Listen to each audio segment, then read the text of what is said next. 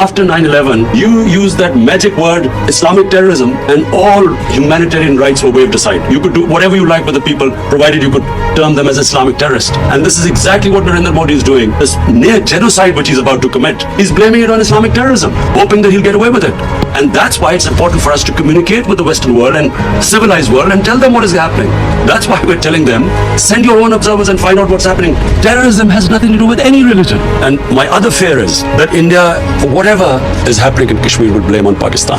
Last February, there was a Kashmiri boy who blew himself up on an Indian military convoy. The parents of the boy said that he was radicalized by the security forces on some checkpoints or something.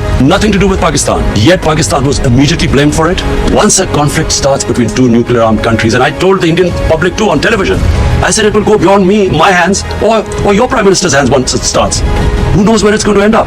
So it's madness to allow this whole situation to deteriorate further. What we fear, and which is the stated aim of BJP government, that they will change the demography of Kashmir. To change the demography of an occupied piece of land is against the 4th Geneva Convention. It's considered a war crime. That unfortunately, India today is governed by a racist, a Hindu supremacist, a party, RSS, which was banned in India 2 or 3 times as a terrorist organization. RSS was responsible for the assassination of Mahatma Gandhi. Prime Minister Narendra Modi, who is a life member of RSS, was responsible for the pogrom which took place in Gujarat, where 2,000 people were butchered.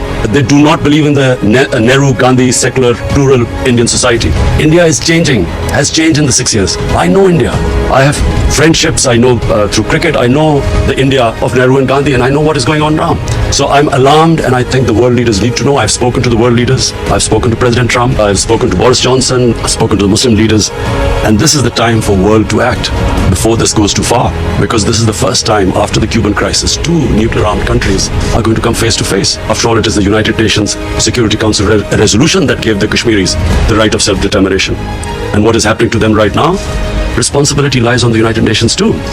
And also, I think finally of the world leaders, the big countries, the powerful countries, I would urge them to look beyond big markets. If this thing goes wrong, the effects will go way beyond the borders of the subcontinent. And this obsession with big markets and trade and all that, I mean, this is serious. So it's important for us to tell the world, and I know now that at least everyone knows. I've apprised all the major world leaders of the situation in Kashmir.